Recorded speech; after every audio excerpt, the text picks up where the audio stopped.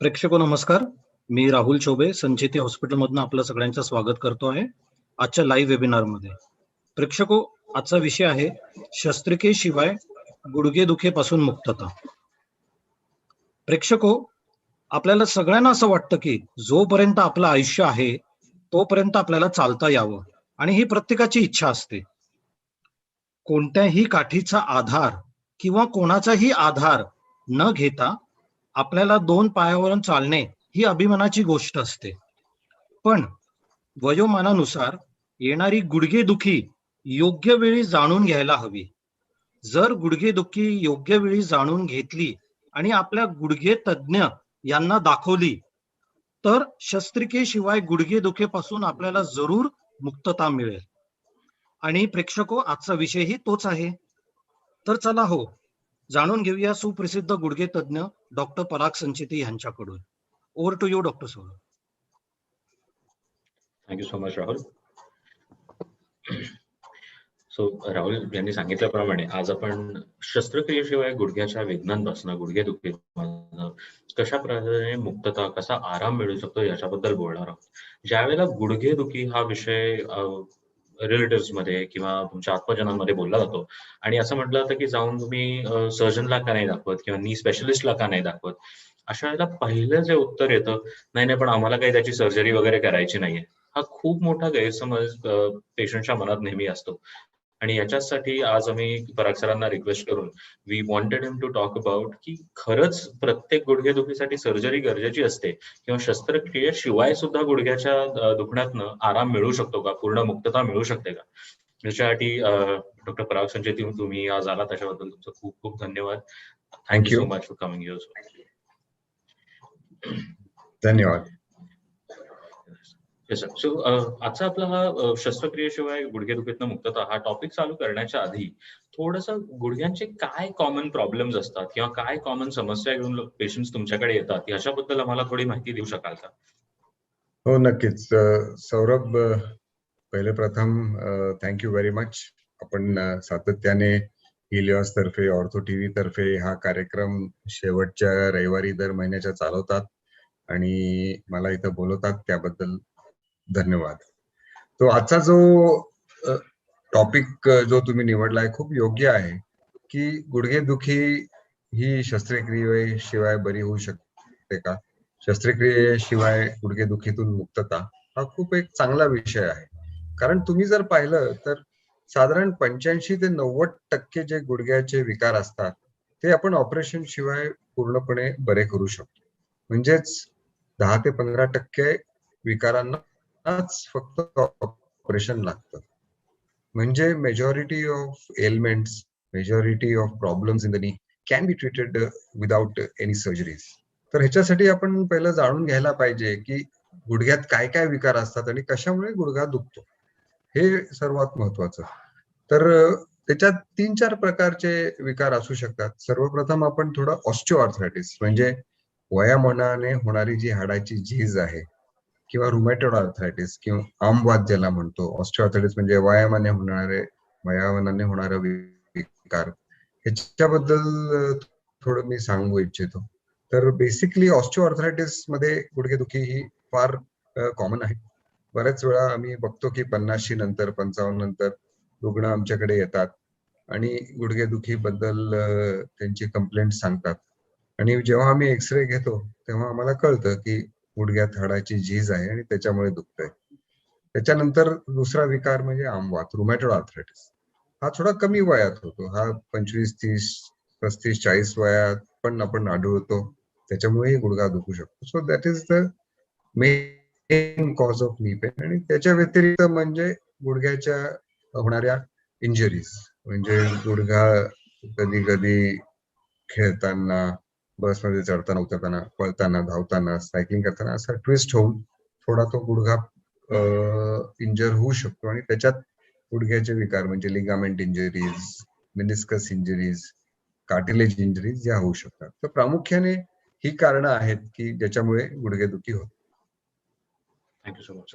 Sir, आता तुम्ही जी सगळी कारणं सांगितली त्याच्यापैकी ऑस्टिओआर्थरायटिस आणि लिगामेंट इंजरीज किंवा स्पोर्ट्स इंजरीज ह्या खूप कॉमनली नेहमी ऐकण्यात येतात की ह्या इंजरीज होतात. ऑस्टिओआर्थरायटिस ह्याच्याबद्दल थोडी अजून प्रेक्षकांना तुम्ही माहिती देऊ शकता का? हे केव्हा होतं, कशामुळे होतं आणि एक याची काय सिव्हिअरिटी आहे हे कसं ओळखू शकता? नक्कीच. तर ऑस्टिओआर्थरायटिस म्हणजे जसं मी म्हणत होतो की तो वयामानाने होणारी हाडाची झीज. सर्वसाधारणपणे 50, 55, 60 या वयानंतर सगळ्यांनाच गुडघ्यामध्ये हाडाची झीज होते. काही लोकांना जास्त प्रमाणात होते, काही लोकांना कमी प्रमाणात होते. तर that is person to person ते व्हेरिएशन असतं. गुडघे जेव्हा झिजतात ते 4 टप्प्यात झिजतात आणि त्याच्यासाठी मी थोडंसं तुम्हाला एक पिक्चरद्वारे समजू शकतो. मी स्लाइड शेअर करू शकतो का सौरभ? माझे काही नक्कीच, डायग्राम्स नक्कीच आहेत. Sir, please. तर हे आपण बघू शकता का? हो, हो. ऐकलं तर सर. ह्याच्यात कसं आहे ना, की हे ऑस्टिओआर्थरायटिसचे हे 4 ग्रेड्स आहेत. हा म्हणजे जवळजवळ नॉर्मल एक्सरे जस्ट थोडीफार सुरुवात होते, की इथं गॅप कमी होते. आणि ह्याच्यात तुम्ही बघू शकता, की हे हाड एकमेकाला टेकायला लागतं. दिस इज ग्रेड 2. तिसरा ग्रेड म्हणजे थोडंसं हाड दोन्ही बाजूला टेकायला लागतं आणि स्लाइट सबलक्सेशन म्हणजे हलतं. आणि ह्याच्यात म्हणजे पायातला व्यंगत्व म्हणजे त्याला व्हॅरस डिफॉर्मिटी किंवा बो लेग असे पाय असे फेंगडे होतात. दीज आर द 4 स्टेप्स म्हणजे 4 टप्प्यात ही झीज होते. आणि जर आपण पहिल्या टप्प्यात पेशंटना योग्य ती ट्रीटमेंट दिली तर आपण रोखू शकतो त्यांना की हे second stage, third stage, fourth stage मध्ये जायला. आणि जर ह्याचं तुम्ही पाहिलं की हे स्टेज 1 आहे, की हा एक गुडघ्याचा एक स्कीमॅटिक डायग्राम आहे की ज्यात तुम्हाला दिसतंय हे कार्टिलेज. आणि हे कार्टिलेज जे असतं ते जॉइंट मध्ये हाडाच्या भोवती असतं आणि ते कार्टिलेजला वेअर अँड टेअर होतं. तर ब्ल्यू कलर जे निळ्या रंगाचं ते कार्टिलेज आहे. तर ते कम्प्लिटली वेअर ऑफ होतं. हे फर्स्ट स्टेज म्हणजे ग्रेड 1. ग्रेड 2 म्हणजे थोडंसं ऍडव्हान्स्ड. नंतर grade 3 is little more advanced. आणि स्टेज 4 म्हणजे इथं तुम्ही बघता की हे कार्टिलेज पूर्णच वेअर आउट झालेलं आहे. So these are the 4 stages where in the arthritis happens. आणि मग ही पहिल्या टप्प्यात आपण जर त्याचं निदान केलं आणि त्याच्यावर योग्य तो उपचार केला तर आपण ते पुढच्या टप्प्यात जाण्यास रोखू शकतो आणि योग्यपणे आपण त्याचा इलाज करू शकतो विदाउट ऑपरेशन. सर तुम्ही आता म्हणालात की ह्याचं आपण विदाउट ऑपरेशन त्याची अजून सिव्हिअरिटी वाढू नये किंवा पुढच्या टप्प्यात जाऊ नये याच्यासाठी इलाज करू शकतो. तर काय काय प्रकारचे इलाज याच्यासाठी अवेलेबल आहेत? तर हा एक खूप चांगला प्रश्न विचारला तुम्ही की काय काय प्रकारचे इलाज आहेत. तर शस्त्रक्रियेशिवाय खूप प्रकारे आपण त्याच्यात इलाज करू शकतो. आपण पेन किलर्स गोळ्या तर नेहमी देतोच. हे सगळ्यांना माहिती आहे की कॉम्बिफ्लॅम, वोवेरॉन, अल्ट्रासेट ह्या सगळ्या लोकांना हे off the cuff off the shelf मिळणारे हे औषधं आहेत. पण त्याच्या व्यतिरिक्त बरंच काही करण्यासारखं आहे. म्हणजे नुसतंच पेन किलर देणं हे नाहीये. आता नवीन नवीन प्रकारचे ट्रीटमेंट्स, उपचार पद्धती उपलब्ध आहेत. तर परत एकदा मी तुम्हाला थोडंसं त्याचे काही स्लाइड्स दाखवून थोडंसं एक्सप्लेन करू इच्छितो. तर सर्वप्रथम म्हणजे फिजिओथेरपी. जे तुम्ही हिलिओस तर्फे सगळ्यांना फिजिओथेरपी देताय, सगळ्यांना एक्सरसाइज देताय, ही फार महत्वाची एक मोडॅलिटी आहे. आणि मी सांगतो की 50% ट्रीटमेंट ही फिजिओथेरपी आहे. 50% गुडघ्याचे जे दुखापत आहे ती आपण फिजिओथेरपीने घालवू शकतो. आणि त्याच्यात गुडघ्याचे काही एक्सरसाइजेस आहेत, फ्लेक्शन, एक्सटेन्शन आणि त्या व्यतिरिक्त काही मोडॅलिटीज देऊ शकतो. म्हणजे आपण त्याला लेझर थेरपी देऊ शकतो. टेन्स म्हणजे transcutaneous electrical nerve stimulation, ultrasonic therapy देऊ शकतो. या वेगवेगळ्या ज्या मोडॅलिटीज अवेलेबल आहेत त्यांनी गुडघेदुखी कमी होऊ शकते. आणि आपण ही ट्रीटमेंट आता हिलिओसद्वारे घरी पण उपलब्ध केलेली आहे. म्हणजे हिलिओसकडे काही काही असे मशीन्स आहेत की जे घरी जाऊन आपण ही मोडॅलिटी त्यांना टेन्स म्हणा किंवा इंटरफेरेन्शियल थेरपी, IFT म्हणा, अल्ट्रासोनिक थेरपी म्हणा, ही आपण देऊ शकतो. त्याच्यानंतर मला जो सर्वात आवडता एक उपचार आहे तो म्हणजे पाण्यात चालायचा व्यायाम, अक्वा थेरपी. ही फार महत्वाची आहे. त्याची कारणं 2. जेव्हा तुम्ही पाण्यात उतरता तेव्हा तुमचं बॉडी वेट कमी होतं बॉयन्सीमुळे. आणि जेव्हा तुम्ही पाण्यात चालता गुडघ्यावर तो जो जोर येतो तो खूप कमी असतो. म्हणजे the effect when you are walking on a regular ground आणि versus your walking in water, म्हणजे पाण्यात जेव्हा तुम्ही चालता गुडघ्यावर अजिबात लोड येत नाही आणि तुम्ही चालताना तुमचे क्वाड्रिसेप्स मसल असतात ते थोडे स्ट्रेंथन होतात. तर त्याच्यामुळे पाण्यात चालायचा व्यायाम आणि एक्सरसाइजेस, अक्वा एरोबिक्स आपण आजकाल ऐकतो, बरंच बोलतो, हे खूप खूप महत्वाचं आहे. त्याचं फक्त एकच आहे की तुम्हाला स्विमिंग पूलला एक ऍक्सेस पाहिजे, कुठं जवळपास घराच्या स्विमिंग पूल पाहिजे आणि त्यात तुम्ही खूप काही असे एक्सरसाइजेस, अक्वाथेरपी, वॉकिंग करू शकता, जेणेकरून गुडघेदुखी जी ऑस्टिओआर्थरायटिसमुळे होते ती रोखू शकता. त्यानंतर सायकलिंग आणि इलेप्टिकल आपण जे म्हणतो ट्रेनर. सायकलिंग हा खूप चांगला उपाय आहे, पण त्याच्यात एकच महत्वाचं आहे की तुम्ही जास्त रेझिस्टन्स ठेवला नाही पाहिजे. आणि हा जो इलेप्टिकल ट्रेनर आहे, जो क्रॉस ट्रेनर ज्याला आपण म्हणतो, हो जिम मध्ये बऱ्याच वेळा असतो.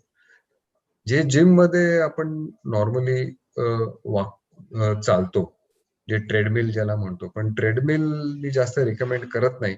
त्याचं कारण असं आहे की चालताना पायावर थम्पिंग ऍक्टिव्हिटी होते आणि गुडघ्यावर त्याचा लोड जास्त येतो.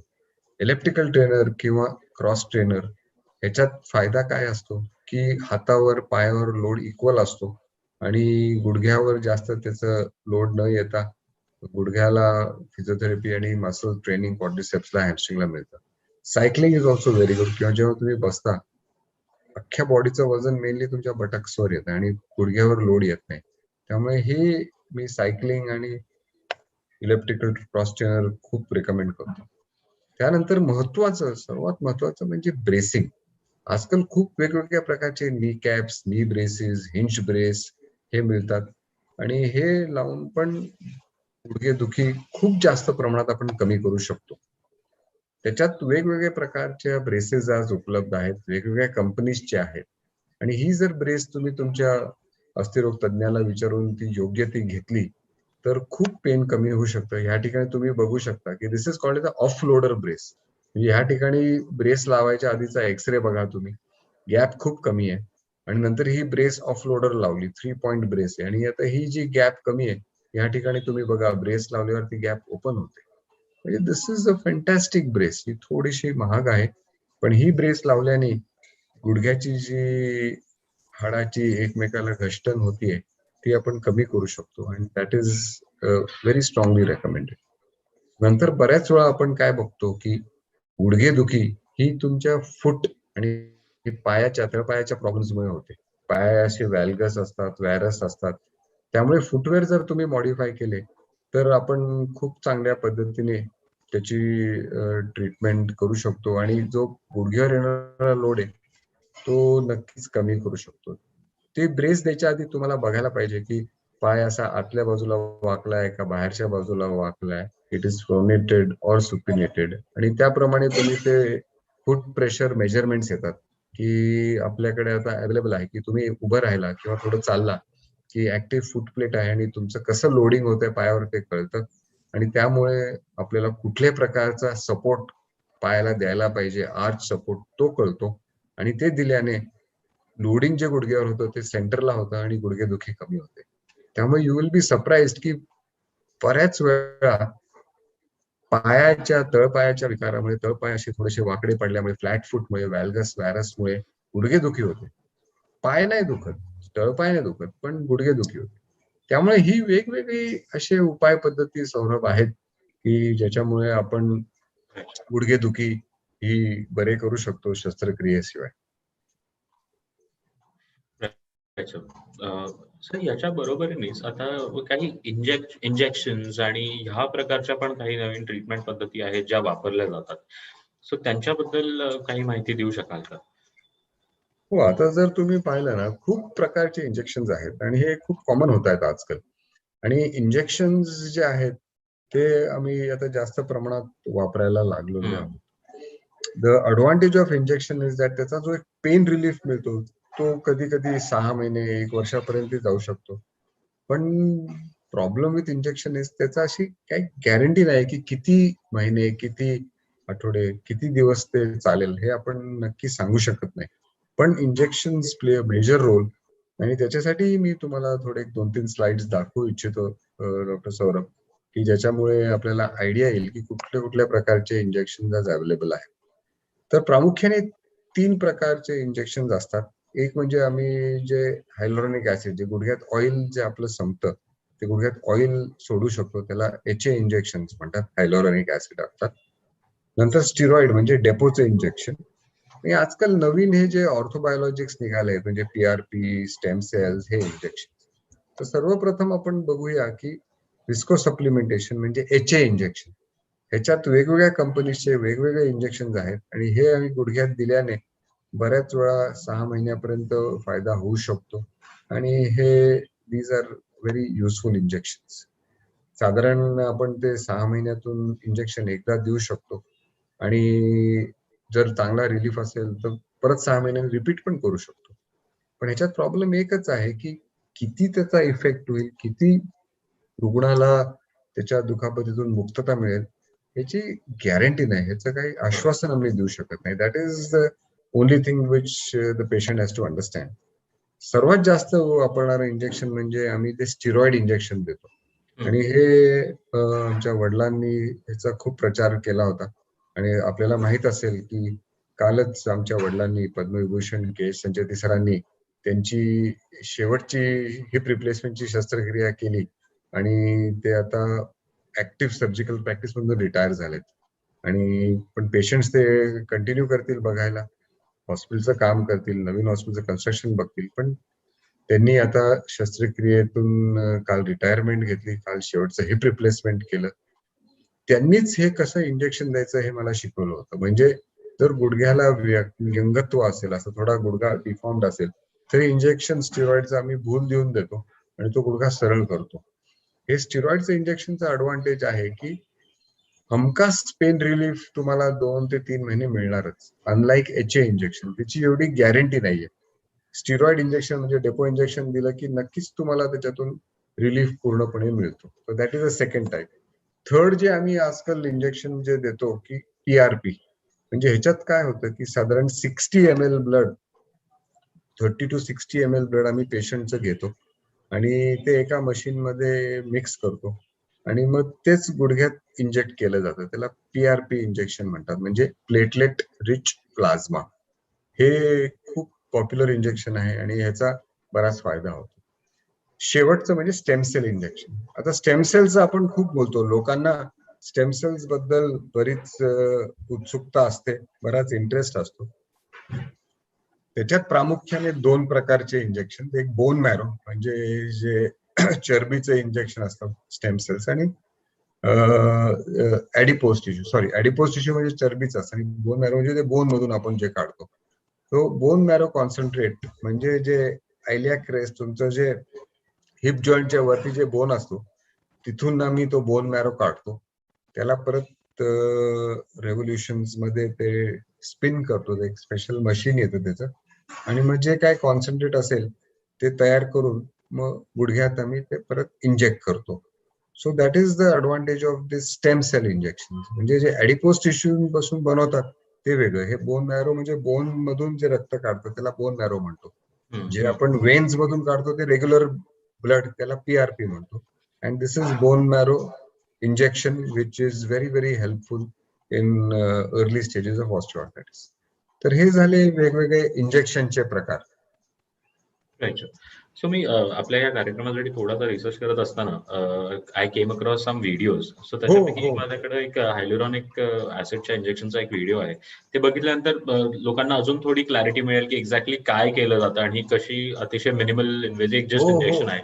So can I play that video, so तुम्ही थोडं एक्सप्लेन करू शकाल? खूप लोक मला विचारतात की हे ऑइलचं इंजेक्शन म्हणजे विस्को सप्लिमेंटेशन म्हणजेच HA इंजेक्शन घ्यायचं का? आणि मी त्यांना नक्कीच सांगतो ह्याचा फायदा होऊ शकतो. तर दाखवू शकता आपण. प्ले करतो.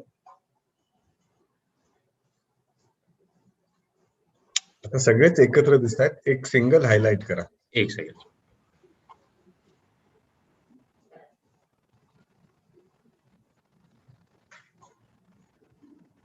आणि या इंजेक्शनचा ऍडव्हान्टेज जो आहे की गुडघ्याची सूज जर असेल तर त्याच्यात पण ते आपण सूज कमी करून मग ते इंजेक्शन देऊ शकतो. आता दिसतंय का? दिसतंय, व्यवस्थित दिसतंय. तर आता हा गुडघ्याचा जॉईंट आहे. ह्याच्यात तुम्ही बघू शकता की वरच्या बाजूला फिमर आहे, खालच्या बाजूला टिबिया, आणि जे निळ्या कलरचं दिसतंय ते म्हणजे कार्टिलेज. तर ते कार्टिलेज बऱ्याच वेळा हे वेअर आउट होतं.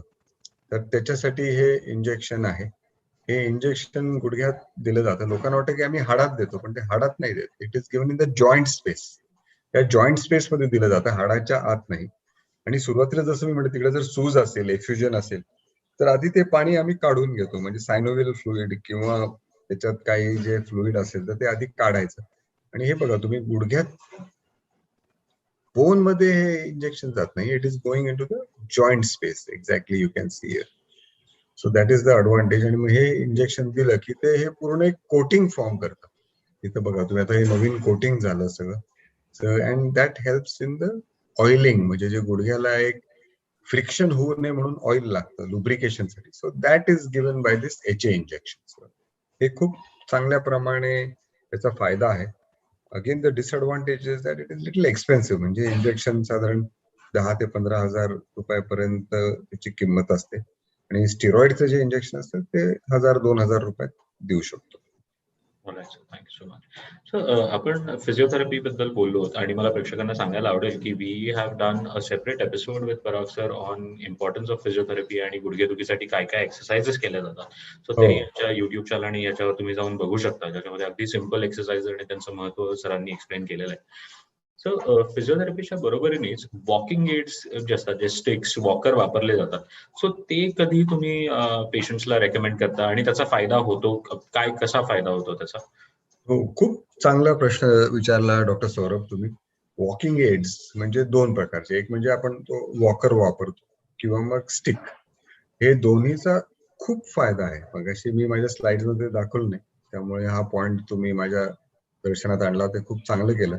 आणि हे आम्ही रुग्णांना केव्हा सांगतो की जेव्हा स्टेज 2, स्टेज 3 आर्थरायटिस असेल, कधी कधी खुब्याचे विकार असतानाही आम्ही त्यांना हातात काठी देतो. याचं महत्वाचं जे एक लॉजिक आहे की गुडघा ऑफलोड होतो. म्हणजे जेव्हा आपण काठी घेऊन चालतो तर ते काठीवर वजन जातं आणि दुसरा जो थोडा चांगला गुडघा असतो त्याच्यावर वजन जातं. आणि जो अफेक्टेड गुडघा आहे, ज्याच्याला ऑस्टिओआर्थरायटिस आहे, तर तो आपण मग पूर्णपणे त्याच्यात ऑफलोड करून त्याचं दुखापत पूर्णपणे कमी करू शकतो. आता ह्याच्यात प्रामुख्याने दोन टाईप, म्हणजे स्टिक आणि वॉकर. त्याच्यात पण 2, 3, 4 केन सपोर्ट असतात, 4 लेग्स असतात. तर ह्याच्याबद्दल डॉक्टर सौरभ आपण थोडी अजून माहिती देऊ शकता का? कारण आपण फिजिओथेरपिस्ट आहात, आपण जास्त ह्याच्यावर अभ्यास केलेला आहे. आणि तुमच्याकडे जर काही व्हिडिओ असेल तर तोही तुम्ही दाखवून असं आपल्या प्रेक्षकांना सांगा की काठी कधी वापरायची, वॉकर कधी वापरायचा, कुठल्या बाजूला वॉकर काठी वापरायची, उजव्या हातात का डाव्या हातात. So I would request you to please explain doctor Saurabh. नक्की sir, I will just share. So आपल्याकडे काही व्हिडिओज आहेत. सगळ्यात महत्वाचं एक कॉमन मिस्टेक जी होते नॉर्मली, दॅट इज अबाउट काठी वापरताना त्याची हाईट कशी ऍडजस्ट केली पाहिजे. याच्यावर बऱ्याचदा लोक चुकीच्या पद्धतीने ते करतात. सो त्याच्यासाठी आपण कशी मेजरमेंट केली पाहिजे, त्या काठीची हाईट कशी पाहिजे, याच्यासाठी काही व्हिडिओ आहे, तर मी तो शेअर करतो. Sure.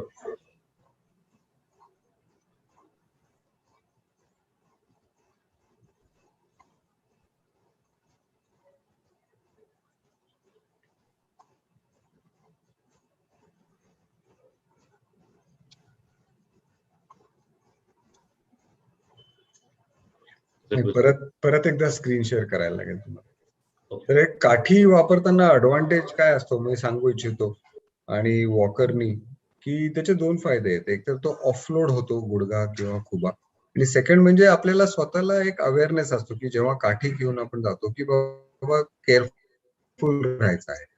So that is advantage. आणि समोरच्यालाही कळतं की बाबा ह्याच्या हातात काठी आहे म्हणजे थोडं जपून राहा. येस सौरभ, आता व्यवस्थित दिसतंय. येस. सो आता पहिलं आपण काय बघणार की याची हाईट, काठी किंवा वॉकरची हाईट कशी मोजावी. तर तुमचे दोन्ही हात बॉडीच्या बाजूला एकदम रिलॅक्स ठेवलेत की साधारण एक 15 डिग्रीचा अँगल एल्बो मध्ये येतो. त्याच्यानंतर आपल्या मनगटापासून जमिनीपर्यंत ही काठीची हाईट मोजायची, आणि काठी जी आहे त्या सेम हाईटनुसार ती काठी ऍडजस्ट केली पाहिजे. जर का तुम्ही ज्या पद्धतीचे शूज किंवा पायात सँडल्स, कुठल्याही चपला वापरत असाल, तर त्या सेम चपला घालून, ते शूज घालूनच काठीची हाईट मोजा. ह्या एक्झॅक्ट हाईटला जेव्हा आपण काठी ऍडजस्ट करतो तेव्हा जे वेट ट्रान्सफर केलं जातं that happens at the most natural way, आणि त्याच्यामुळे तुमच्या गुडघ्यावर येणारे जे एक्सेसिव्ह प्रेशर आहे ते कमी होतं. सो नॉर्मली ट्रायपॉड किंवा क्वाड्रिपॉड असे 4 पाय असलेली काठी असेल तर त्याचा अजून बॅलन्स आणि स्टेबिलिटीसाठी जास्त फायदा होतो, कारण की जेणेकरून एका बाजूला अचानक तोल जात नाही. बरं. सो काठीची हाईट अशी एक्झॅक्ट ऍडजस्ट केली की इट विल कम चालताना तुम्हाला व्यवस्थित, आणि काठी तुमच्या पायाच्या 15 सेंटीमीटर पुढे ठेवून चाललं पाहिजे, जेणेकरून तुम्हाला वेट ट्रान्सफर व्यवस्थित करता येतं. राईट. इथं मी वॉकिंगचाही एक व्हिडिओ दाखवतो. हो हो नक्की प्लीज. आता इफ यू सी ह्या व्हिडिओमध्ये आपण हे जे मॉडेल आहेत त्यांचा डावा पाय हा थोडा कमकुवत आहे, की डाव्या पायाला वेदना आहेत, म्हणून त्यांच्या हो. उजव्या हातात काठी दिलेली आहे. हो आणि हो तुमच्या ज्या पायाला वेदना आहेत तो पाय आणि काठी एकत्र उचलून पुढे ठेवायचा, आणि त्याच्यानंतर जो पाय चांगला आहे तो पाय आणायचा. सो याला हो 2 point gait of walking pattern म्हणतात, हो हो ज्याच्यामुळे वाईड बेस ऑफ सपोर्ट मिळून तुमच्या ज्या पायाला दुखापत झालेली आहे किंवा वेदना आहेत त्या पायावर खूप प्रेशर येत नाही. हो हो जर का दोन्ही पाय थोडे डिजनरेट झाले असतील किंवा दोन्ही गुडघ्यांमध्ये वेदना असेल, वजन थोडं जास्त असेल, तर त्या केसमध्ये काठीचा कधी कधी उपयोग होत नाही. त्या केसमध्ये आपण पेशंटला वॉकर वापरायला सजेस्ट करतो, कारण की राईट वॉकरमध्ये दोन्ही हातांवर वजन येण्यामुळं एक 50 ते 60% वजन आपण गुडघ्यांवरनं ऑफलोड करू शकतो. राईट. सो जर का दोन्ही गुडघ्यांना तुमच्या डिजनरेशन असेल, पेन जास्त असेल, वजन तुमचं जास्त असेल, तर काठीपेक्षा वॉकर वापरणं इज मोर सुटेबल. ज्या पायाला जास्त वेदना आहे तो पाय पुढे टाकायचा आणि मग दुसरा पाय आणायचा, जेणेकरून त्या पायावरचं वजन कमी होईल. ज्या ज्या वेळेला पाय उचलला जातो त्यावेळेला ऍटलिस्ट निम्म वजन तुमच्या बॉडीचं हे वॉकरवर पडलं पाहिजे, जेणेकरून जे सर सांगत होते की गुडघा ऑफलोड होतो तो होण्यासाठी हे 50% वजन दोन्ही हातांवर देणं गरजेचं आहे. थोडं काय असे जिने कसे चढायचे उतरायचे ह्याच्याबद्दल काय माहिती आपण देऊ शकता का डॉक्टर सौरभ? कारण बऱ्याच नक्कीच सर. वेळेला लोकांना प्रश्न असतो की माझा जो पाय खराब आहे तो आधी टाकू का कुठला खाली आटो कुठला वर टाकू, याची थोडी जर माहिती तुम्ही दिली सविस्तररित्या डॉक्टर सौरभ तर त्याचा आपल्या श्रोत्यांना खूप फायदा होईल. कारण जिने चढणं हे आपल्याला जरुरी आहेच रोजच्या रोज दैनंदिन जीवनात. अगदी अगदी बरोबर सर. सो आता या व्हिडिओमध्ये आपण स्टेअर क्लाइम्बिंग बद्दल बघू. सो जिने चढताना जो तुमचा चांगला पाय आहे, ज्या पायाला वेदना नाहीये, तो पाय आधी टाकायचा आणि त्याच्यानंतर ज्या पायाला त्रास आहे तो पाय आणायचा, जेणेकरून कुठल्याही प्रकारचा क्लाइम्बिंग फोर्स गुडघ्यावर येत नाही. खाली उतरताना मात्र आधी काठी टाकायची, त्याच्यानंतर ज्या पायाला त्रास आहे तो पाय खाली टाकायचा आणि मग चांगला पाय टाकायचा. आणखी जो मागचा पाय आहे त्याच्यावर ग्रॅव्हिटीमुळे खूप जास्त प्रेशर येतं ज्या वेळेला आपण जिने उतरत असतो. त्याच्यामुळे ज्या पायाला तुमच्या वेदना आहेत तो पाय आधी टाका आणि त्याच्यानंतर दुसरा पाय खाली येऊया. सो अशा पद्धतीने जर का जिने चढणं उतरणं केलं तर ज्या पायाला वेदना आहेत त्याला अजून डॅमेज होणार नाही, त्या वेदना वाढणार नाहीत. So this is the way to do it. Excellent. तर ह्याच्यात जेव्हा आपण म्हणतो की एक हे कसं लक्षात ठेवायचं, तर अप विथ द गुड म्हणजे चढताना चांगला पाय वर टाका, up with the good leg, आणि डाऊन विथ द बॅड म्हणजे गुड अप बॅड डाऊन, हे लक्षात ठेवायला सोपं आहे. त्यामुळे जेव्हा तुमचा डावा गुडघा दुखत असेल तर अप विथ द गुड, चालताना उजवा गुडघा वर टाका आधी मग डावा घ्या. उतरताना डाऊन विथ बॅड म्हणजे जो डावा दुखत असेल तर डावा आधी खाली घ्या आणि मग उजवा टाका. So that is the way to remember how to do the step climbing. कारण जिने चढणं उतरणं, पायऱ्या चढणं उतरणं हे आपल्याला करावंच लागतं, आपण टाळू शकत नाही. सो खूप छान व्हिडिओ तुम्ही दाखवला आणि चांगल्या रीतीने आपल्या श्रोत्यांना समजून सांगितलं की कसं पायऱ्या चढायच्या उतरायच्या. Thank you Saurabh. Thank you so much sir. So ज्या वेळेला सुरुवातीला तुम्ही गुडघ्यांच्या समस्यांबद्दल बोलत होता त्यावेळेला तुम्ही जसं ऑस्टिओआर्थरायटिस किंवा रुमॅटॉइड आर्थरायटिस बद्दल बोला, तसंच तुम्ही लिगामेंट इंजुरीज किंवा ट्विस्टिंग इंजुरीज ज्या गुडघ्याला होतात त्याच्याबद्दल बोला. सो आपल्या बऱ्याचशा प्रेक्षकांकडनं ACL टेअर किंवा ACL इंजुरी बद्दल खूप प्रश्न येतात. त्याच्याही बाबतीत सर्जरी हा एकमेव पर्याय आहे की त्याच्याही मध्ये सर्जरी शिवाय काही उपाययोजना असतात? हो, खूप चांगला प्रश्न विचारला. आता ACL इंजुरी म्हणजेच अँटिरियर क्रुशिएट लिगामेंट इंजुरी, याच्यात काय होतं की गुडघ्याला जी सपोर्ट असतो, जो पायाचं हाड म्हणजे टिबिया आणि मांडीचं हाड म्हणजे फिमर ज्याला जोडतं एकमेकांना, तर तेच कनेक्शन तुटतं आणि गुडघ्याला अस्थिरता होते. तर जेव्हा ही लिगामेंट इंजुरी होते तेव्हा आयसोलेटेड लिगामेंट इंजुरी असेल, म्हणजे गादी जर फाटली नसेल, कार्टिलेज डॅमेज नसेल, तर ही इंजुरी आपण विदाउट ऑपरेशन ट्रीट करू शकतो. किंवा की गुडघ्याला अस्थिरता नाहीये, स्टेबिलिटी आहे, इनस्टेबिलिटी नाहीये, म्हणजे चालता चालता पाय लपकतोय किंवा असा तुम्हाला पळायचंय तर गुडघा असा साथ देत नाही असं वाटतंय, तर असे काही सिम्पटम्स नसेल आणि MRI वर जर ACL टेअर दिसत असेल तर आपण तो विदाउट सर्जरी करू शकतो. महत्वाचं त्याच्यात काय आहे की एक्सरसाइजेस आणि डेव्हलपिंग ऑफ क्वाड्रिसेप्स आणि हॅमस्ट्रिंग मसल्स. जर ते क्वाड्रिसेप्स आणि हॅमस्ट्रिंग मसल्स तुम्ही डेव्हलप केले तर they can take over the function of the ligament आणि गुडघ्याची स्थिरता मेंटेन राहते. ह्याच्यात एकच फक्त एक नेगेटिव्ह आहे की जेव्हा आपल्याला माहिती आहे की गुडघ्याची लिगामेंट टेअर झालेली आहे, इंजर झाली आहे, मग तुम्ही काही गोष्टी पूर्णपणे टाळायला पाहिजेत. त्या म्हणजे कुठल्या? काही strenuous activities, running, jumping, skipping, playing sports like basketball, football आणि ह्या जे स्पोर्ट्स ज्याच्यावर गुडघ्याला असा दणका बसू शकतो, इम्पॅक्ट येऊ शकतो, ते तुम्ही टाळायला पाहिजे. म्हणजे काय होतं की मग सेकंडरी इंजरीज ज्या असतात की आता तर फक्त लिगामेंट तुटले, पण मग नंतर गुडघ्याची गादी म्हणजे मिनिस्कस टेअर होऊ शकतं, गुडघ्याचं कार्टिलेज म्हणजे आवरण डॅमेज होऊ शकतं. तर त्या गोष्टी तुम्ही सेकंडरी इंजरी जर अवॉइड केल्या तर तुम्ही मग जस्ट बाय डेव्हलपिंग मसल्स तुम्ही ACL इंजरी ही बरी करू शकता. पण बरेच वेळा काय होतं की यंग मुलं असतात, त्यांना त्यांच्या ऍक्टिव्हिटीज करायला पाहिजेत, they want to do very strenuous exercise program, ट्रेकिंगला जायचंय, बॅडमिंटन खेळायचंय, बास्केटबॉल खेळायचंय, then in that cases you have to operate. पण जर काही लोक म्हणतात नाही बाबा मला काही हरकत नाहीये, आता माझं वय 45-50 आहे, माझा फक्त ऑफिस वर्क असतं, तर मी ऑपरेशन टाळू शकतो का? तर टाळू शकता तुम्ही. Do exercises, avoid the strenuous activities. आणि मग एक्सरसाइज तुम्ही कुठले करू शकता? वॉकिंग करू शकता, ब्रिस्क वॉकिंग करू शकता, सायकलिंग करू शकता, स्विमिंग करू शकता, अक्वाथेरपी करू शकता. ह्या गोष्टींनी मग तुम्ही तुमचा फिटनेस मेंटेन करा. पण जम्पिंग, स्किपिंग अशा काही जे ऍक्टिव्हिटीज आहेत की ज्याने गुडघ्यावर तुमच्या प्रेशर येईल, ते तुम्ही अजिबात करायचे नाही. So that is the way to treat ACL injuries without surgery. पण जर मेनिस्कस टेअर असेल आणि तो मेनिस्कस टेअर खूप जास्त प्रमाणात असेल, कसं असतं की 2 प्रकारचे मेनिस्कस टेअर्स असतात, एक तर व्हाईट झोन आणि एक रेड झोन. तर जे रेड झोन मध्ये असतो ना त्यांचा ब्लड सप्लाय असतो आणि त्या जर विदाउट डिस्प्लेसमेंट म्हणजे फक्त ते अशा जागीच असतील तर त्याला आपण ड्रेस दिली तर मेनिस्कल इंजुरीज पण कधी कधी हील होऊ शकतात. So this is the way to treat meniscal injuries, ACL injuries, cartilage injuries without surgery. पण ह्याच्यासाठी एक चांगला 3 टेस्टर असणं जरुरी आहे टू अंडरस्टँड की ट्रीटमेंट जरी आपण नॉन ऑपरेटिव्ह केली तर ते प्रोग्रेस नाही झालं पाहिजे. So that is the most important thing, that these condition should not progress.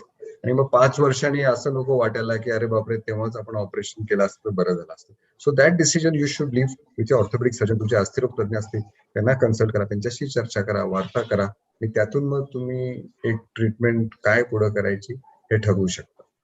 पण प्रामुख्याने ACL इंजुरीज विदाउट इन्स्टेबिलिटी, अस्थिरता नसेल तर आपण विदाउट ऑपरेशन त्या ट्रीट करू शकतो. Thank you so much for answering that in so much detail, sir. So, आता काही ऑडियन्स कडनं पण भरपूर प्रश्न आलेले आहेत. हो आपण त्यांना यावेळेस वजन थोडा वेळ देऊया, कारण बरेच लोकांचे प्रश्न नाहीत आपण उत्तर देऊ शकत नाहीत आणि त्यांना मग चुकल्यासारखं वाटतं. तर आता माझी विनंती आहे की जास्त आपण प्रश्न घेऊया. अजून आपल्याकडे साधारण एक 35 मिनिटं 25 मिनिटं आहेत. 6 पर्यंत आपण सगळे प्रश्न घेऊ एक एक करून. चालेल सर, नक्कीच. तर विजय कदम यांचा हा प्रश्न आहे की गुडघ्यामध्ये सूज आहे, कटकट असा आवाज येतो, गुडघा दुखतोय पण, आणि ज्यावेळेला ते बसून उठतात त्यावेळेला त्यांना पडल्यासारखं वाटतं. तर असा विजय कदम यांचा हा प्रश्न आहे. तर हे कशामुळे होत असेल आणि त्याच्यावर काय उपाय? म्हणजे ह्याच्यात विजय साहेब तुम्हाला गुडघ्यात आवाज येतो, दुखल्यासारखं वाटतं, कटकट वाटतं, तर इंजरी झाली होती का हे जाणून घ्यायला महत्वाचं आहे.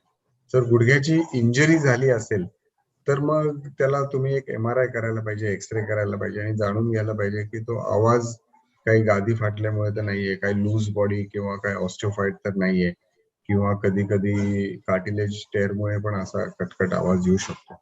जर इंजरी नसेल तर बऱ्याच वेळा काय होतं की असा आवाज हा बऱ्याच रुग्णांमध्ये मी बघतो की आवाज येतो, म्हणजे एव्हरी टाइम गुडघा वाकवला, स्ट्रेट केला की तो आवाज येतो आणि नंतर तो कधी काही दिवसांनी काही कालांतरी तो आवाज ऑटोमॅटिक बंद होतो.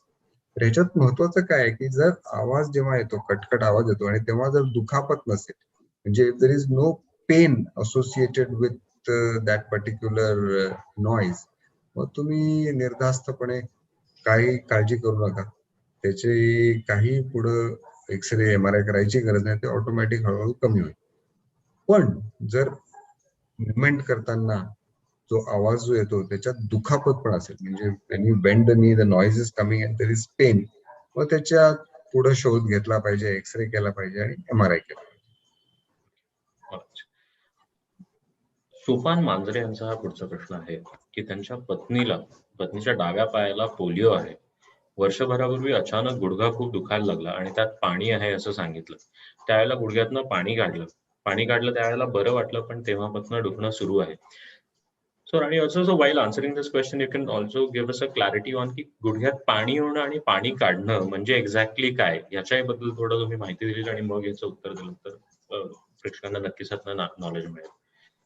नक्की. तर आधी हे गुडघ्यात पाणी का होतं? जेव्हा गुडघ्यात पाणी होतं त्याला आपण इफ्युजन म्हणतो की, आणि हे 2 कारणांमुळे होऊ शकतं. एक तर त्याच्यात ते जे सायनोव्हियल फ्लुइड असतं ते जमा होऊन गुडघ्याची सूज होऊ शकते, किंवा मग इंजरी झाल्यामुळे गुडघ्यात ब्लिडिंग होतं आणि मग त्याला सूज येऊ शकते. त्याला हेमार्थ्रोसिस म्हणतात. म्हणजे एक तर सायनोव्हियल फ्लुइड इन्क्रीजिंग कॉझिंग स्वेलिंग, दुसरं म्हणजे आत ब्लिडिंग होऊन हेमार्थ्रोसिस होऊन स्वेलिंग होणं. तर हे 2 प्रकारे गुडघ्याला सूज येते किंवा गुडघ्यात पाणी जमतं असं आपण म्हणतो त्याला. तर जे सायनोव्हियल फ्लुइड जेव्हा जमा होतं त्याला इंजरीची गरज नाही. जेव्हा रक्त त्याच्यात साखळून रक्त आत ब्लिडिंग होऊन जेव्हा सूज येते, that has to be secondary to an injury, म्हणजे इंजरी झाल्यावर ते होतं. पण बऱ्याच वेळा इंजरी नसताना जर सूज झाली तर त्याला आपण सिम्पथेटिक इफ्युजन म्हणतो. म्हणजे गुडघ्यात काहीतरी एक कार्टिलेज इंजरी आहे, मेनिस्कस टेअर आहे, क्रॉनिक इंजरी आहे आणि त्याच्यामुळे काय ते सायनोव्हियमला एक स्टिम्युलस मिळतं आणि त्याच्यामुळे त्याच्यात गुडघ्यात पाणी तयार होतं आणि मग सूज येते. So these are the 2 ways where you can get effusion, म्हणजेच अर्थात गुडघ्यात पाणी जमा होतं. आता आपण यांच्या प्रश्नाकडे वळूया की यांच्या पत्नीला पोलिओ आहे आणि त्याच्यात सूज येते, पाणी जमा होते. Sir there is a very high chance की गुडघ्यात काहीतरी एक दुखापत असेल, मेनिस्कस टेअर असू शकेल, कार्टिलेज इंजरी असेल. कारण पोलिओ मध्ये काय होतं की एवढं पेन होत नाही आणि तुम्ही चालताना ती गुडघ्यात इंजुरी होऊन न कळत मेनिस्कस टेअर होऊ शकतो आणि मग त्याचा इफेक्ट म्हणजे ते गुडघ्याची सूज, गुडघ्यात पाणी होऊन ती सूज येणं आणि मग आपल्याला लक्षात येतं की काहीतरी बाबा आज झालंय. तर त्याच्यात सर्वप्रथम तुम्ही अस्थिरोग तज्ञांकडनं एक चेकअप करा, तुमच्या पत्नींना घेऊन जा, तिथं दाखवा आणि एक्सरे आणि एमआरआय करा. गुडघ्यातलं पाणी आहे ते पण काढून इंजेक्शननी काढू शकतो पाणी, त्याला टॅपिंग म्हणतो, ते टॅपिंग करून घ्या आणि ते जे पाणी निघेल, फ्लुइड निघेल, ते तपासणीला पाठवा. कधी कधी जे पाणी असतं ते कालांतराने त्याच्यात इन्फेक्शन होऊन ते सेप्टिक पण होऊ शकतं, त्यामुळे त्या पाण्याचा पस मध्ये रूपांतर होऊ शकतं. त्यामुळे जे पाणी आपण काढू गुडघ्यातून तपासणीला पाठवायला पाहिजे, त्याच्यात बघायला पाहिजे की काही त्याच्यात किटाणू तर नाही, काही इन्फेक्शन तर नाही, किंवा ते जर असेल तर मग त्याची ती ट्रीटमेंट करायला लागेल.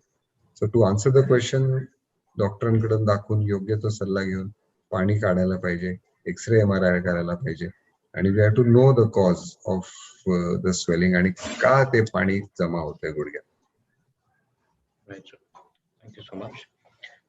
जयश्री देशकुलकर्णी यांचा हा पुढचा प्रश्न आहे की माझ्या गुडघ्याचा कार्टिलेज लॉस झाला आहे, तर त्यावर काय सोल्युशन आहे? त्यांचं वय कळू शकेल का काय असेल? आता तर यांनी दिलेलं नाही, पण जयश्री मॅम तुम्ही प्लीज जर का कमेंट मध्ये तुमचं वय सांगू शकाल तर सर अजून तुम्हाला स्पेसिफिक गायडन्स देऊ शकतो. तर कार्टिलेज जर डॅमेज झाला असेल तर ते 2 कारणांमुळे, एक तर इंजुरीमुळे की काही गुडघा पिरगळला गेला, खेळताना तुम्ही पडला, कुठं काही इजा झाली, आणि दुसरं कारण म्हणजे वयामानाने होणारी हाडाची झीज, जसं मी मगाशी ऑस्टिओआर्थरायटिस बद्दल बोललो. तर सर्वप्रथम हे कशामुळे झीज येते, ही कार्टिलेज डॅमेज आहे ते एकदा आपल्याला बघून घ्यायला पाहिजे. आणि त्याच्यानंतर मग आपल्याला लक्षात येईल की त्याची काय ट्रीटमेंट करायची. तर cartilage damage can be seen only on MRI. एक तुम्ही समजून घ्यायला पाहिजे की एक्सरेवर फक्त बोन दिसतं, म्हणजे कार्टिलेज असतं दॅट इज रेडिओलुसंट, त्यामुळे ते कार्टिलेज एक्सरेवर दिसत नाही. त्याच्यासाठी MRI करण्यात होते. त्यामुळे तुम्ही ताई एक्सरे तर कराच, कारण कधी कधी काही एक्सरे मध्ये दिसू शकेल हाडाची झीज आहे, पण त्यापेक्षा महत्वाचं म्हणजे एक्सरे झाल्यावर MRI पण करा. MRI मध्ये ऍक्च्युअली कार्टिलेज दिसतं. आमच्याकडे आता एक नवीन थ्री सर टेस्ला त्यांचं एज इज 58. हा, तर यांचं बहुतेक मग हाडाची झीज झाल्यामुळेच येत आहे. तर ते तुम्ही मग एक्सरे करून तुम्ही बघू शकता. मी पहिल्या स्लाइड मध्ये तुम्हाला दाखवलं की आत कशी कमी होते, हाड एकमेकाला घासायला लागतात, तर त्याच्यात कळलं. आणि मग MRI पण केल्याने मग फायदा होतो. So most probably the cartilage damage in her case is because of osteoarthritis, म्हणजेच वयामानाने होणारी हाडाची झीज. सुनीता गुट्टे यांचा हा पुढचा प्रश्न आहे की त्यांची गुडघ्याची गादी थोडी कट झाली आहे आणि त्यांचा पाय पण फोल्ड होत नाहीये, तर त्याच्यावर काय उपाय आहे? तर सुनीता ताई, गादी कट झाली आहे हे तुम्हाला कसं कळलं? That is the first thing. म्हणजे बहुतेक डॉक्टरांकडनं ट्रीटमेंट केलेली आहे आणि त्याचं निदान झालेलं आहे. गादी कट झाली आहे म्हणजे मेनिस्कस टेअर, म्हणजे गादी फाटली गेली आहे. तर बहुतेक वेळा हे जे आहे त्याचं कारण इंजरी आहे, कुठं काही पडल्यामुळे ही गादी फाटली गेली असेल. तर परत एकदा त्यांचा MRI करायला पाहिजे, जो केला असेल माझ्या मते. आणि त्या MRI मध्ये आपल्याला लक्षात येईल की काय प्रकारचं कार्टिलेज, काय प्रकारची मेनिस्कस इंजुरी, गादी कुठल्या प्रकारे फाटली आहे. आणि मग आपल्याला ठरवायला लागेल की त्याचं ऑपरेशन म्हणजे आर्थ्रोस्कोपी करायला पाहिजे का ते विदाउट ऑपरेशन ठीक होऊ शकतं. तर very important is to consult a orthopaedic surgeon, get an MRI done if it is not done. आणि मग कुठल्या प्रकारचं मेनिस्कस टेअर आहे त्याच्यावर ठरेल की हे औषध गोळ्यांनी, व्यायामानी, ब्रेसिंगनी बरं होईल का मग त्याला आपल्याला काही ऑपरेशन करायला पाहिजे, आर्थ्रोस्कोप. वर्धमान रणदिवे यांचा हा प्रश्न आहे की त्यांचा पाय गुडघ्यातनं बेंड राहतोय आणि पाय सरळ होत नाही, तर त्याच्यासाठी काय करावं?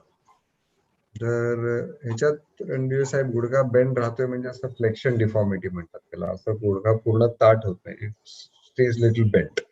तर तो बेंड झाल्याचे परत वेगवेगळी कारणं आहेत. कधी कधी गुडघा अडकतो, लॉक होतो, त्याला meniscus tear, ACL nodules, loose bodies, ह्याच्यामुळे तो असा अडकून मग त्याला असा बाक येऊ शकतो. आणि दुसरं कारण म्हणजे ऑस्टिओआर्थरायटिस. वयामानाने जी झीज होते, खूप जास्त प्रमाणात झीज झाली की मग तो गुडघ्याला बाक येतो, म्हणजे फ्लेक्शन डिफॉर्मिटी, आणि ताठ होत नाही. जसं मगाशी मी सांगितलं की आमच्या वडिलांनी एक टेक्निक दिलंय की ते इंजेक्शन देऊन मग तो गुडघा ताठ करायचा, जर ते हाडाची झीज झाल्यामुळे असेल तर. सर अगेन रणदिवे साहेब, त्याच्यात आपल्याला माहिती घ्यायला पाहिजे की कशामुळे गुडघ्याला बाक आली, आणि मग ते डायग्नोसिस करायला पाहिजे, त्याचं निदान करायला. ही 2 कारणं मी तुम्हाला सांगितली, आणि मग जे काय कारण असेल त्याच्यावर त्याचा योग्य तो उपाय करून घ्यायला पाहिजे. पुष्पा वाणी यांचा पुढचा प्रश्न आहे की व्हेरिकोज वेन्सचा त्यांना त्रास आहे आणि त्यांचा ते असं विचारतात की त्याचा गुडघ्यावर परिणाम होतो का? व्हेरिकोज वेनमुळे गुडघ्यावर काही परिणाम होतो? खूप चांगला प्रश्न विचारला पुष्पाताई. की सौरभ, आपण म्यूट करता, थोडासा आवाज येतो बॅकग्राऊंड. तर बऱ्याच वेळा काय होतं की व्हेरिकोज वेन्स आणि गुडघ्यात हाडाची झीज ह्याच्यामुळे त्रास होतो. दीज आर 2 सेपरेट कंडिशन्स, म्हणजे दोघांचा तसा परस्पर काही संबंध नाहीये पुष्पाताई.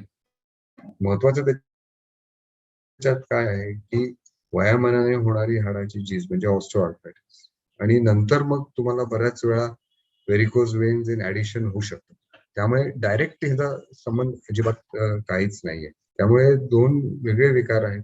जर हाडाची झीज असेल तर तुम्ही तुमच्या अस्थिरोग तज्ञांना दाखवा. व्हेरिकोज वेन्स असेल तर मग तुम्ही व्हेरिकोज वेन्स साठी व्हॅस्क्युलर सर्जन, व्हॅस्क्युलर स्पेशलिस्ट त्यांना दाखवायला पाहिजे. पण बोथ कॅन को एक्झिस्ट, आणि थोडीशी गडबड अशी होऊ शकते की व्हेरिकोज वेन्सचं दुखणं गुडघ्यात येऊ शकतं, कधी कधी गुडघ्याचं दुखणं अख्ख्या पायात येऊ शकतं. So there is a super imposition of symptom म्हणजे ओव्हरले आहे, पण बोथ आर सेपरेट एंटिटीज आणि दोघांची ट्रीटमेंट वेगळी आहे. जर व्हेरिकोज वेन्स असेल तर तुम्ही गुडघ्याची ऑस्टिओआर्थरायटिस साठी ट्रीटमेंट केली तर मग त्याच्यात काहीच फायदा नाही होणार. आणि जर व्हेरिकोज ऑस्टिओआर्थरायटिस असेल मुळे दुखणं आणि व्हेरिकोज वेनची ट्रीटमेंट केली तरी ते दुखणं चालू राहील. So both have different modalities of treatment, both have a different way to make them all right. तर ते निदान अचूक झालं पाहिजे की कशामुळे दुखापत आहे.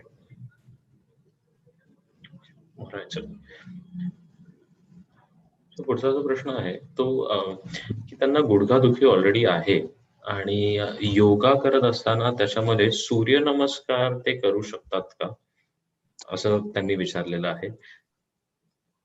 परत एकदा सांगा. हा शारदा लाहोटी यांचा हा प्रश्न आहे की त्यांना नी पेन आहे, तर नी पेन असताना ते सूर्यनमस्कार त्या घालू शकतात का?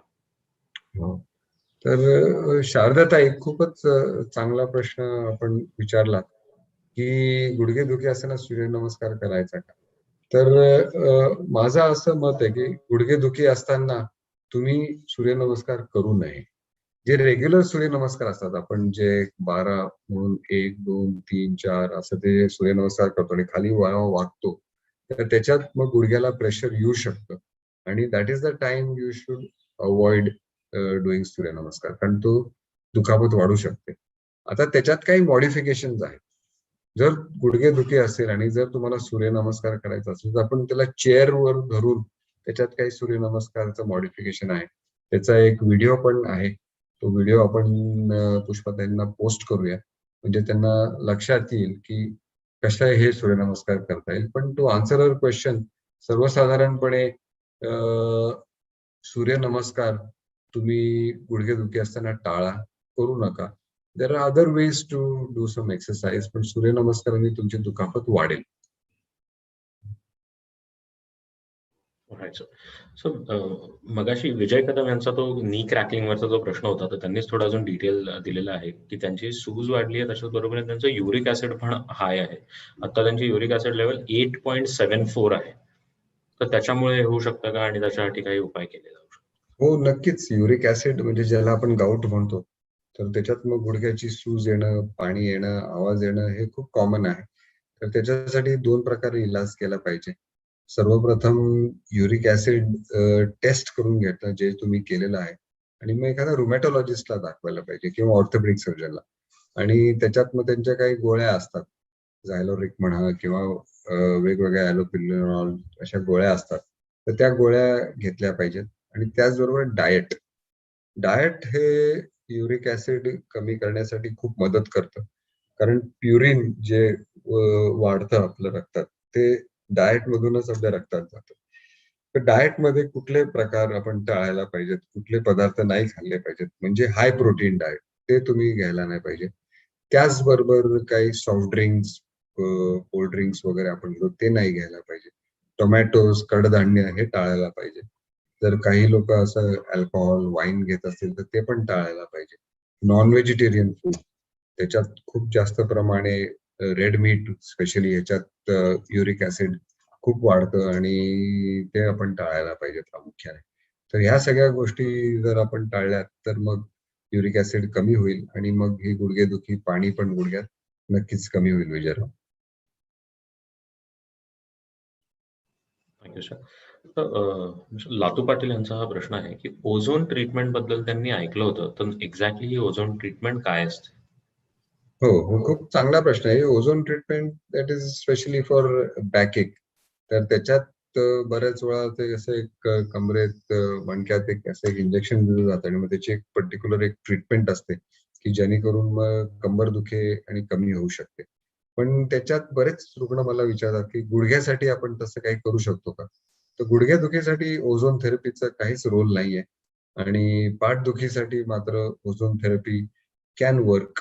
पण तुम्ही तुमच्या कमरेचे जे स्पेशलिस्ट असतील, त्याचे डॉक्टर असतील, त्यांना दाखवा आणि मगच ओझोन थेरपी करा. कारण आजकाल ओझोन थेरपीचा वापर खूप कमी झालाय आणि जास्त त्याचे फायदे दिसत नाहीयेत, कारण ती ओझोन थेरपी केल्यावर कंबरदुखी पूर्णपणे जात नाहीये असं आमच्या निदर्शनाला आलेलं आहे.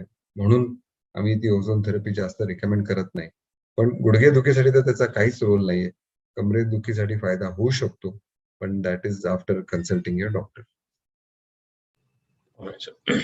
सिमंतनी देशमुख यांचा हा प्रश्न आहे की आता त्यांचे गुडघे दुखत नाहीयेत, पण भविष्यात दुखू नये म्हणून काय करावं हे त्यांना जाणून घ्यायचं आहे. त्यांचं वय 48 वर्ष आहे. आता त्यांचे गुडघे दुखत नाही तर ही चांगली गोष्ट आहे, पण हा प्रश्न त्यांनी विचारला खूप चांगला प्रश्न आहे, कारण त्यांचं वय आता 48 आहे आणि ह्या वयात हॉर्मोनल चेंजेस होतात बॉडीचे. सर्वसाधारणपणे 50-55 नंतर हॉर्मोनल चेंजेस जास्त प्रमाणात होतात. मासिक पाळी मेन्स्ट्रुअल सायकल्स बंद होतात आणि मग गुडघेदुखी वाढू शकते. तर ह्याच्यासाठी तुम्ही सर्वप्रथम एक गुडघ्याचा एक्सरे काढून घ्या. एक्सरे मध्ये तुम्हाला कळेल की त्याची कार्टिलेज स्पेस जी आहे ती कमी आहे का जास्त आहे. दुसरे, बोन डेन्सिटी करा. म्हणजे बोन डेन्सिटी म्हणजे डेक्सा स्कॅन. त्याच्यात कॅल्शियमचं प्रमाण किती आहे हाडात ते कळू शकतं, आणि जर कॅल्शियमचं प्रमाण कमी असेल तर मग कॅल्शियम सप्लिमेंटेशन घ्यायला पाहिजे. त्याचबरोबर vitamin D, B12, D3, uric acid ह्या रक्त तपासण्या करा. ह्याच्यात जर काही कमी जास्त आढळलं, बऱ्याच वेळा कॅल्शियमचं प्रमाण नॉर्मल येतं पण व्हिटॅमिन डी कमी येतं. व्हिटॅमिन डी कमी असेल तर आपण मध्ये एक लेक्चर घेतलं होतं की कसं काय व्हिटॅमिन डी तुम्ही वाढवू शकता, सूर्यकिरणाद्वारे, डाएटद्वारे, टॅबलेट्सद्वारे, तर ते वाढवा. B12 कमी असेल तर त्याचं सप्लिमेंटेशन घ्या, इंजेक्शन्स घ्या, गोळ्या घ्या, कारण व्हेजिटेरियन फूड मध्ये B12 फार कमी असतं. युरिक ऍसिड बाय चान्स जास्त असेल तर मग त्याची ट्रीटमेंट करा. मगाशी तुम्ही सांगितलं की युरिक ऍसिड जास्त असेल तर काय करायचं, कारण बऱ्याच वेळा काय होतं की गुडघे दुखत नाहीत काही नाही, पण uric acid just routinely test केलं तर खूप जास्त येतं आणि मग 50 नंतर गुडघे दुखी चालू होते आणि मग कळतं अरे बापरे युरिक ऍसिड इज हाय. तर ह्या गोष्टी करा, एक्सरे करा, डेक्सा स्कॅन करा, ब्लड टेस्ट करा, and this is the right time for you to do all this. आणि जर त्याच्यात काही पॉझिटिव्ह आलं, काही टेस्ट आली की त्याच्यात आता तुम्हाला आढळलं की B12 कमी आहे किंवा डेक्सा स्कॅन मध्ये कॅल्शियम कमी आहे, तर मग ते सप्लिमेंट करा, त्याची ट्रीटमेंट करा. आणि सगळंच जर नॉर्मल आलं तर सर्वसाधारणपणे जस्ट अवॉइड खूप काही असे गुडघ्यावर प्रेशर येणाऱ्या गोष्टी, म्हणजे खूप जास्त जिने चढणं उतरणं तुम्ही करू नका. टेकडीवर फिरायला जात असेल, ट्रेकिंगला जात असेल तर ते टाळा, कमी प्रमाणात करा. त्याचबरोबर मांडी घालून खाली बसू नका. टॉयलेटसाठी वगैरे असं कमोड टाईप शक्यतो वापरा. So all these lifestyle changes if you do, मग गुडघे दुखी आपण टाळू शकतो 50 नंतर. Thank you so much sir. Anagha Savnur यांचा हा प्रश्न आहे, स्टेरॉइड्स बद्दल प्रश्न आहे आणि मला वाटतं बऱ्याच लोकांच्या मनातही हा असेलच की steroid injections might be good and cheaper. ते चांगले आहेत, स्वस्त आहेत, पण त्याचे काही जनरल हेल्थवर दुष्परिणाम होतात का? हा खूप चांगला प्रश्न आहे ताई तुमचा. आणि बरेच रुग्ण मला जेव्हा येतात की बाबा स्टिरॉइडमुळे काय त्रास होईल, आम्हाला स्टिरॉइड इंजेक्शन नको डॉक्टर, तर सर्वप्रथम मी तुम्हाला सांगू इच्छितो की स्टिरॉइड इंजेक्शन दिल्याने, गुडघ्यामध्ये इंजेक्शन दिल्याने बॉडीला काही त्रास होत नाही. स्टिरॉइडचा त्रास कधी होतो की जेव्हा तुम्ही ओरल म्हणजे तोंडाने स्टिरॉइडच्या गोळ्या घेता. आता आपण हे बऱ्याच वेळा ऐकतोय की bone death, vascular necrosis Covid नंतर होत आहे. त्याचं कारण काय? त्याचं कारण कोविड नाहीये. कोविडमुळे खोब्याला काही होत नाही. कोविडमुळे ज्या स्टिरॉइडच्या गोळ्या तुम्ही खाता, जेव्हा तुम्हाला कोरोनाची ट्रीटमेंट दिली जाते त्याच्यात स्टिरॉइड देणं भाग असतं. त्याच्यामुळे मग तो खुब्याचा रक्तपुरवठा कमी होतो आणि बोन डेथ आणि व्हॅस्क्युलर नेक्रोसिस. त्यामुळे coming back to the point, गुडघ्यात इंजेक्शन दिल्याने काहीही नुकसान नाही. पण जर गुडघेदुखीसाठी जर तुमच्या डॉक्टरने तुम्हाला ओरल स्टिरॉइड्स दिले तर मग त्याचे साईड इफेक्ट्स आहेत. त्याच्यामुळे मग तुम्ही ते डॉक्टरना विचारू शकता किती आवश्यक आहे, घ्यायलाच पाहिजे का?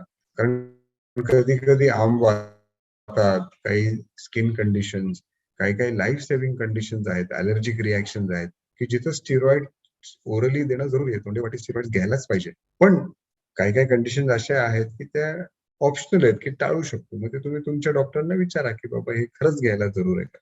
पण गुडघ्यात जेव्हा आम्ही इंजेक्शन देतो तेव्हा त्याचे काहीही शरीराला साईड इफेक्ट होत नाहीत, हे मी तुम्हाला ठामपणे सांगू शकतो ताई. त्यामुळे don't hesitate to take steroid injection intra articular local. Steroid oral is not a good idea. Right sir. So much. Sir काही प्रश्न अजून घेऊ शकतो मी, तुम्ही तुमच्या वेळेचा हो एकदा मला हो, आता एक 5 मिनिटं आपण घेऊया. चालेल. एक 5 मिनिटांनी शेवटचे 2 प्रश्न घेऊ, मग चालेल. 6 वाजता आपण थांबूया. येस. इरावती माझगावकर यांचा प्रश्न आहे की for someone who has been diagnosed with chondromalacia at the age of 28, chondromalacia of the knee, so what care and treatment should be taken, which exercises especially are favorable? खूप चांगला प्रश्न इरावती ताई तुम्ही विचारला, आणि हे मी माझ्या प्रॅक्टिस मध्ये बराच वेळा बघतो. डे टू डे प्रॅक्टिस मध्ये आपण बघितलं जातं की कॉन्ड्रोमलेशिया. तर कॉन्ड्रोमलेशिया म्हणजे काय हे आधी मी समजून सांगतो सगळ्यांना, की गुडघ्याच्या भोवती कार्टिलेज असतं, आणि जे कार्टिलेज असतं ते firm to hard in consistency असतं. म्हणजे त्याची जी कन्सिस्टन्सी आहे ती फर्म आहे, हार्ड आहे. पण कॉन्ड्रोमलेशियामध्ये काय होतं की ती सॉफ्ट होते, कन्सिस्टन्सी मऊ होऊन जाते ते कार्टिलेज, आणि मग ते गुडघा दुखायला लागतो. तर ह्याचं कारण काय आहे? बऱ्याच वेळा रुग्ण विचारतात. इट इज इडिओपॅथिक, म्हणजे असं एक्झॅक्ट कारण काही सांगता येत नाही. कधी कधी थोडं एक्झर्शन झालं, इंजरी झाली, खूप त्याचा गुडघ्याचा वापर करण्यात आला तर तसं होऊ शकतं. पण 80-85% of the times there is no reason for this chondromalacia or cartilage weakness or cartilage softness, आणि मग ते गुडघा दुखू शकतो. तर हे झालं कॉन्ड्रोमलेशिया म्हणजे काय. तर सेकंड त्याची ट्रीटमेंट काय. So this is again a self limiting condition. म्हणजे काय की हे कालांतराने ऑटोमॅटिक बरं होईल, फक्त तुम्ही त्याची काळजी घ्यायला पाहिजे. त्याचे काही आता कार्टिलेज रिजनरेटर मेडिसिन्स आहेत, म्हणजे ग्लुकोझामिन, कॉन्ड्रायटिन सल्फेट, कोलॅजन पेप्टाइड्स, हे औषध आहेत की ज्यांनी ते कार्टिलेज सॉफ्टनेस आहे तो जाऊन परत कार्टिलेज फर्म किंवा हार्ड होऊ शकतो. तर ते तुम्ही करायला पाहिजे. त्याच्या व्यतिरिक्त अजून व्यायाम आहेत, जसं आपण मगाशी बोललो की त्याला IFT, physiotherapy, quadriceps strengthening exercises, cycling, elliptical trainers, हे व्यायाम करू शकतो. पाण्यात चालायचा व्यायाम करू शकता, आणि ते केल्याने मग कॉन्ड्रोमलेशिया बरा होऊ शकतो. तर तुम्ही 28 वर्ष या वयातच कॉन्ड्रोमलेशिया आहे, तर you have to be a little careful. आता बरं झालं तरी परत ते उद्भवू शकतं, आणि त्याची तुम्ही काळजी घ्या. टाइम टू टाइम त्याचे एक्सरे काढा, आणि exercise, physiotherapy, collagen peptides, cartilage regenerator, हे औषधांनी हे पूर्णपणे बरं होईल. There is no question of any surgery किंवा ऑपरेशन, बिलकुल 100% लागणार नाही. Thank you so much. उमाबाई यांचा हा प्रश्न आहे. राईट. आता एक शेवटचा प्रश्न घेऊ आपण डॉक्टर सर. हो सर. माझ्या मुलाचा गुडघा दुखतो, तो पडला होता. डॉक्टरांनी त्याच्या गुडघ्याचा एक्सरे काढला, थोडासा मार आहे असं सांगितलं.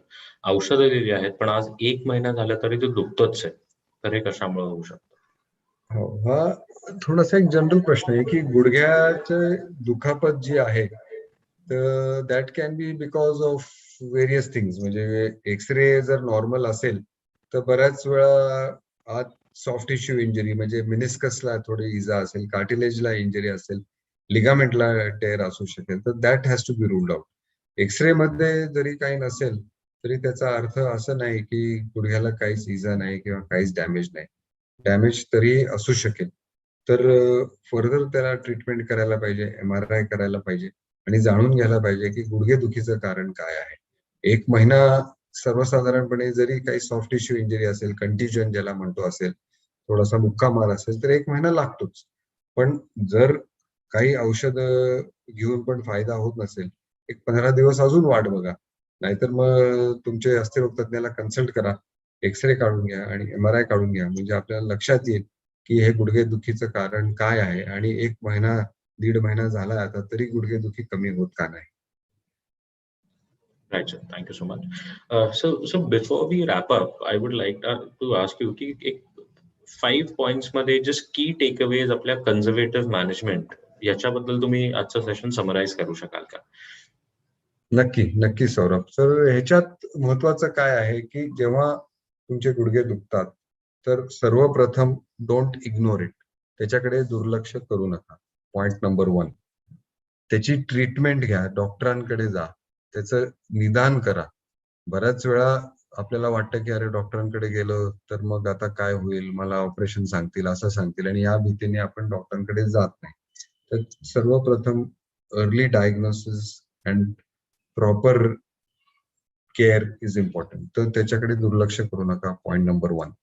दुसरा पॉइंट मी असं सांगू इच्छितो की आता विदाउट ऑपरेशन बऱ्याच काही गोष्टी आहेत, ट्रीटमेंट मोडॅलिटीज आहेत की ज्यांनी करून आपण गुडघेदुखी बरी करू शकतो. त्यात प्रथम म्हणजे एक्सरसाइजेस, फिजिओथेरपी. आपण हिलिओसद्वारे ते फिजिओथेरपी देतच आहोत. थर्ड पॉइंट मला सांगायचं आहे की त्याच्यात मोडॅलिटीज बऱ्याच आहेत की इंटरफेरेन्शियल थेरपी आहे, अल्ट्रासोनिक थेरपी आहे, ती घ्या. बऱ्याच वेळा पाण्यात चालायचा व्यायाम आहे, एक्सरसाइजेस, इलेक्ट्रिकल ट्रेनर आहेत, त्याचा वापर करा. Point number 3. चौथा म्हणजे इंजेक्शन्स. इंजेक्शन्स पण आपण मगाशी पाहिलेत की स्टिरॉइड इंजेक्शन म्हणा, HA इंजेक्शन म्हणा, स्टेम सेल किंवा त्याच्यात PRP इंजेक्शन म्हणा, हे घेऊ शकता. तर हा पॉइंट चौथा. आणि 5वा म्हणजे सर्वात महत्वाचा म्हणजे आहार. आपण ह्याच्यावर एक पूर्ण सेशन घेतलेलं आहे. पण सर्वसाधारणपणे तुमचा एक बॅलन्स डाएट असायला पाहिजे. तुम्ही व्हिटॅमिन डी तुमच्या आहारात पाहिजे, कॅल्शियम पाहिजे आणि तुम्ही एक बॅलन्स डाएट जर घेतलं, बरोबर त्याचं फॅट, कार्बोहायड्रेट, प्रोटीनचं पर्सेंटेज घेतलं, तर मग बऱ्याच प्रमाणात आपण गुडघेदुखी टाळू शकतो. So these are my 5 tips to avoid any surgery. आणि जसं मी सुरुवातीला सांगितलं की 85 to 90% ऑफ नी कंडिशन्स म्हणजे 85 to 90% ऑफ नी problems can be treated without operation. म्हणजे ऑपरेशन शिवाय आम्ही 85% गुडघेदुखी, 90% गुडघेदुखी ही ऑपरेशन शिवाय बरी करू शकतो. या 5 गोष्टी तुम्ही लक्षात ठेवा. Early diagnosis, treatment with physiotherapy, treatment with modalities, injections and proper diet. Right sir, thank you so much for summing that up.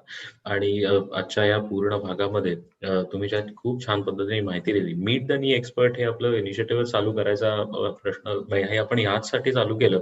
खूप सारे मिसकन्सेप्शन असतात, गैरसमज असतात लोकांच्या मनांमध्ये आणि त्याच्याबद्दल कुठल्याही एक्सपर्टशी बोलायची त्यांना संधी मिळत नाही. तर ह्या कार्यक्रमाच्या थ्रू आपण दर महिन्याला येऊन तुम्ही वेगवेगळ्या टॉपिकवर एवढ्या छान पद्धतीने त्यांचे गैरसमज दूर करतात, त्यांना माहिती देतात. त्याच्यामुळे again thank you so much sir. And we would like to keep bringing you back and get you to talk about more and more topics. So thank you so much once again for coming today. Thank you doctor Saurabh. आणि मला असं आज श्रोत्यांना एक विनंती करायची आहे की जर तुम्हाला काही एखादा विषय पाहिजे असेल गुडघ्याच्या संबंधित, तर तुम्ही आम्हाला लिहा ईमेलद्वारे किंवा मोबाईलद्वारे. राहुल चोबे तुम्हाला आमचा मोबाईल नंबर, ईमेल देतील आणि तो आम्ही मग त्याप्रमाणे तो कार्यक्रम घेऊ. कारण बऱ्याच वेळा काय होतं की श्रोत्यांच्या मनात काही प्रश्न असतात आणि कार्यक्रमाच्या विषयाप्रमाणे आम्ही त्याची रूपरेषा करतो आणि बऱ्याच वेळा त्यांचे प्रश्नचे उत्तर त्यांना मिळत नाही. जर तुमच्या मनात काही विषय असेल तर नक्की आम्हाला लिहा आणि आम्ही त्याप्रमाणे पुढचा कार्यक्रम आखू आणि तुमचे जे काही प्रश्न असेल त्याची उत्तरं देऊ. डॉक्टर सौरभ, परत एकदा धन्यवाद. तुम्ही खूप चांगल्या पद्धतीने हा कार्यक्रम घडवून आणता. खूप चांगले तुम्ही प्रश्न विचारता. सगळे श्रोत्यांनाही वेळ देऊन त्यांचेही प्रश्न माझ्या समोर आणता. याबद्दल तुम्हाला धन्यवाद. त्याचबरोबर हिलिओस जी तुमची कंपनी आहे ज्याच्या मार्फत आपण फिजिओथेरपी देत आहोत, रुपल मॅडमनाही धन्यवाद की हे हिलिओस तर्फे ते हे सगळं हा जो एक कार्यक्रम आहे तो आयोजित करतात आणि श्रोत्यांना मॅक्झिमम त्याचा फायदा देतात. संचेती हॉस्पिटलचे राहुल चोबे यांनाही धन्यवाद. आणि ऑर्थो टीव्हीचे अशोक श्याम जो हा कार्यक्रम बऱ्याच श्रोत्यांपर्यंत त्यांच्या YouTube channel, Facebook live through पोहोचवतात, त्याच्यासाठी अशोक श्याम यांचेही धन्यवाद. परत एकदा आपण मला या कार्यक्रमाला आज बोलवलं आणि आपण आज सगळ्यांनी मला प्रश्न विचारून माझ्याकडनं जी माहिती घेतली त्याच्याबद्दल आपले धन्यवाद. परत एकदा एकच सांगू इच्छितो की काल आमचे वडील पद्मविभूषण डॉक्टर के.एस. संचेती हे शस्त्रक्रियेतून निवृत्त झालेत. He has done his last hip replacement surgery yesterday. पण आता ते त्यांची प्रॅक्टिस, पेशंट बघणं चालू ठेवतील, हॉस्पिटलचं काम चालू ठेवतील. नवीन हॉस्पिटल जे आता बांधतायत त्याची देखरेख ते करतील. पण he has retired from his surgical practice. 55,000हून अधिक त्यांनी ऑपरेशन्स केले. ऍट द एज ऑफ 85 त्यांनी एक 85 year old लेडीवर काल हिप रिप्लेसमेंट केलं. ती आज महिला सकाळी चालली आणि खूप व्यवस्थित ते ऑपरेशन झालं. पण I just want to thank him also from this platform for guiding us, for inspiring us and giving us the legacy of Sancheti Hospital, what he has created. Thank you. Thank you very much. Thank you so much, sir. And we all are very sure की हे surgeries जरी त्यांनी थांबवल्या तो सगळा वेळ तो हॉस्पिटलसाठी आणि वेगवेगळ्या पद्धतीने जास्तीत जास्त पेशंट्सला ते कसे मदत करू शकतात याच्यासाठी he will invest all that time. We are very sure of that. And thank you so much for being here today. Thank you. धन्यवाद.